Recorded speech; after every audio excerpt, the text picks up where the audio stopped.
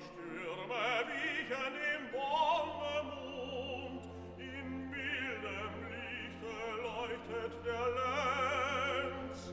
auf linden Lüften leicht und lieblich,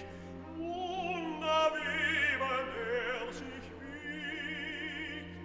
durch Wald und Auen blüht sein Atem, weit geöffnet lacht sein Aug, aus Silbervöglein Sang es süß ertönt, holde Düfte haucht aus, seinem warmen Blutem blühen wonige Blumen, Keim und Sprossen springt seiner Kraft. Mit zarter Waffenzier bezwingt die Welt,